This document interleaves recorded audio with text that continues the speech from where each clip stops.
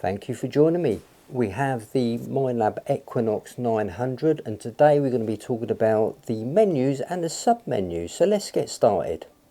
Let's start off by factory presetting this machine. Hold the power button down until FP appears and you can just let it go. There you go, FP.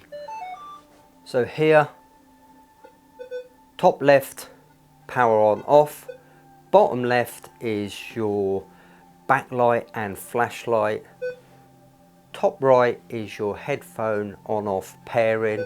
Bottom right is your user program toggle. So let's start off by putting the backlight on. So the backlight's got different power settings. Keep pressing it and then it's back to on. Spotlight, flashlight is done by holding it down and there you can see the flashlight is on.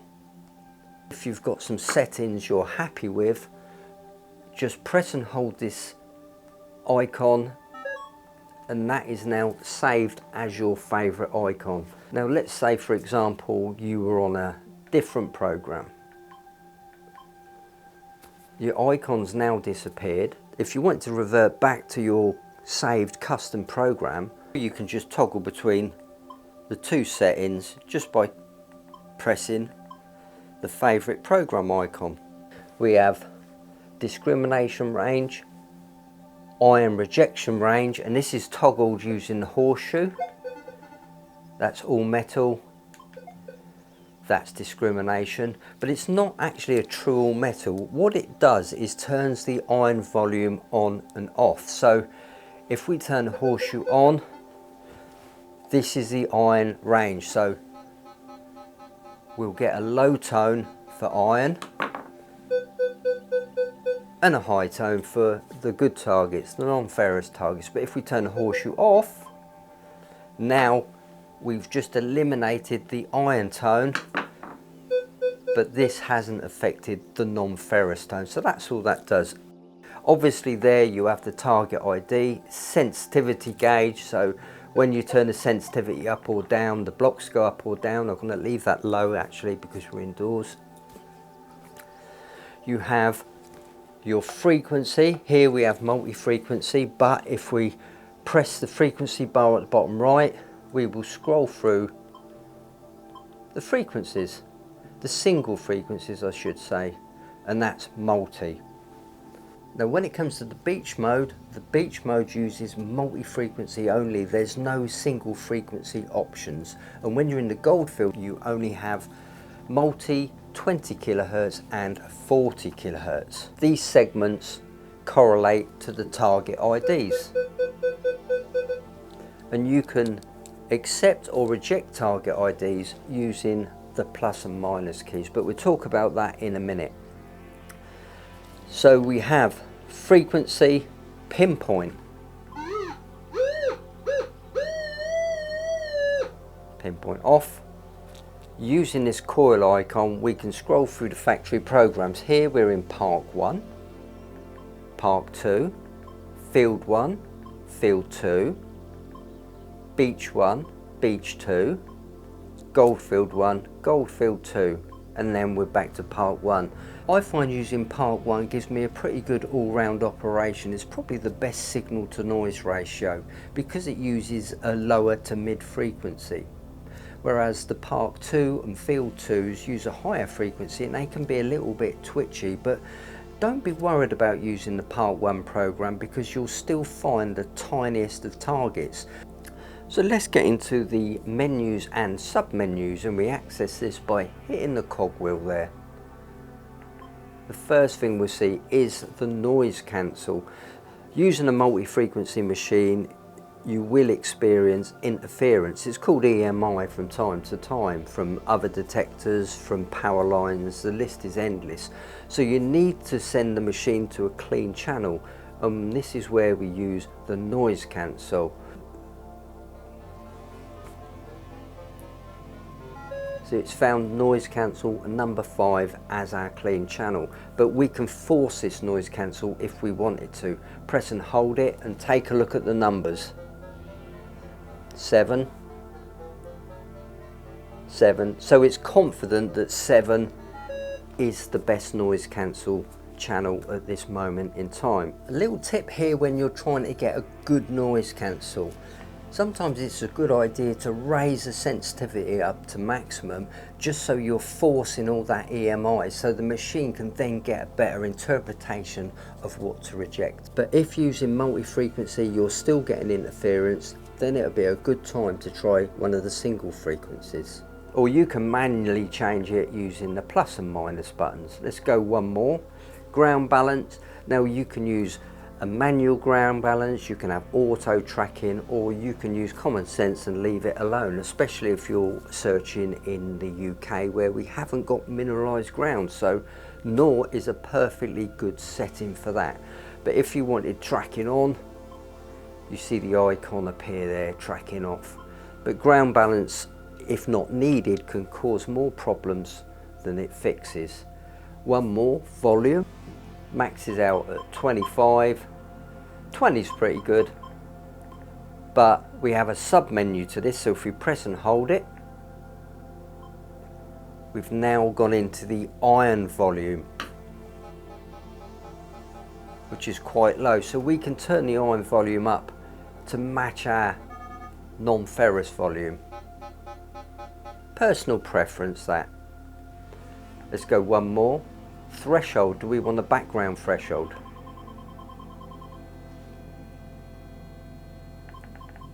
Sub menu, press and hold it. That's your threshold pitch. Some people like to use a threshold. I'd like to use it on the beach actually. And also if you're using Bluetooth headphones, having a threshold is a really good idea because it's a reference, so if your headphones do cut out you can hear the threshold dip, so you know there's a problem. Excellent. And if you want to see some more Minelab videos, I've got an extensive Minelab playlist on this channel. I'll put the link below. Now this is the tones. Let's start at the beginning. We have 1 tone, 2 tones, 5 tones, all tones, or delta pitch, or DP. DP is VCO. So each of these tone ranges can be manipulated by long pressing this cogwheel. Tone 1. Tone 1, T1 is always your iron tone.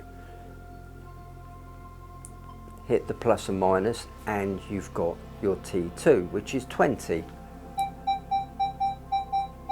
But if we want to lower that,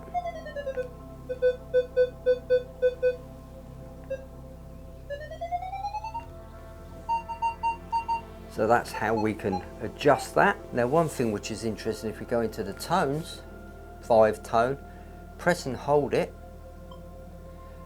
Tone 1 is obviously your iron, press the plus and minus. This is 6, so we can change the tone of number 6. Press it again, 12. So we can change this to 6, 18, change this one to 18. So now we have a 3-tone program because we've assigned 2 of the tone segments to the same pitch. All tones is a more fluty sound. Sounds alright. Ah, I know exactly what that is. That's a juice harp. Well, I think this Equinox 900 is a really useful tool. Do you know what? It's so easy to use. You don't really need a great deal of metal detecting knowledge to run this machine. You literally use one of the factory preset programs, set a few parameters to suit your style, and off you go. DP is a single tone, but it's got different intensity based on target size and depth. So if you think you've made a mistake and you've messed things up, you can factory reset a single program. All you have to do is press down the coil icon for about 6 seconds, and then SP will appear, and that's reset that particular factory program. Now if you want to reset the whole machine, you just press and hold the on-off button when you're switching it on. Just hold it down for about 6-7 seconds, and then FP will appear and you factory preset the whole machine. Now here we have the accept and reject feature. So we can accept or reject any of these segments and make our own custom discrimination program. I don't like to reject the coke range 0, 1, 2. Some factory programs reject this, and I think that's a little bit naughty. I think the manufacturers should have their machines to accept coke, and it's up to the user to then reject it. So I always open up the discrimination a couple of notches to accept coke. And if I get on a field where there's really bad coke, well, I simply notch it out on the day. But as a rule, I like to accept the coke range, real low conductors if I can, because they're the tiny little coins and perhaps bits of jewellery. For example, let's bring the cursor in. Can you see the cursor moving around here?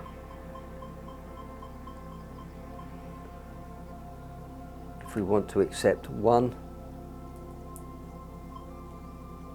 2, so now we've accepted this range. So if we go around and say we want to reject number 12, why would you? Don't know. Just hit that. So that nibbles out little bits of this discrimination range, and likewise you can accept them. So that's all that is. You can customize your accept reject. Target 1, long press on the cogwheel, target 1.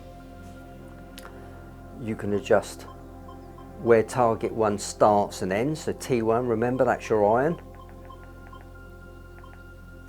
So in total there's 119 segments for you to mess around with if you want to make a custom discrimination program.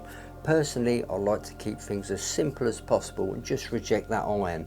But I get it if you're in the States and you want a custom coin program while rejecting things like ring pulls and foil, then you can utilize these segments and really fine tune this machine. It's entirely up to you. Let's move along one more. Sweep speed, we can make the machine go faster or slower. This is our reaction time. So if we're searching in amongst heavy iron or lots and lots of contamination, we can speed the machine up. Yet if we've got a quiet site and we want a bit more depth, we can slow the machine down. It's quite important to get this right, but I find factory defaults 4, 5 work pretty much everywhere, but it's up to you. Have a little play around with that one. Long press it, and we're into the ferrous, the FE, the iron bias. The iron bias runs from -1 to 9, so the lower levels will give you better performance, higher levels can help with rejecting the bigger irons such as bottle caps. Now if you run at -1, you've virtually got no iron bias activated at all, and you're going to get the most performance out of your machine, and that's what I try and aim for, -1. Your Equinox settings are divided up into 2 categories. You've got global settings and local settings. Now the global settings affect every single program, so once you've made an adjustment, that's your global setting, whereas the local settings only affect the program you're working on. A little tip here when it comes to global and local settings: as you scroll through the menu, you can see what are the local and what are the global. Can you see they've all lit up there? So that means it's a global setting. It affects every program when you make an adjustment. Again, global, that's local. It only affects the program you're in. Price wise, now I don't really want to quote a price on this because the prices change depending on seasons. So what I will say though, if this video's brought you any value or entertainment, I'd appreciate it if you use my affiliate link code to go to the Crawford's website, and I may get a small commission, but if not, don't worry, you'll still get a great deal from LP Detecting or Detectnics. Well, that's it guys, thanks for watching. Hopefully see you very soon. Bye for now.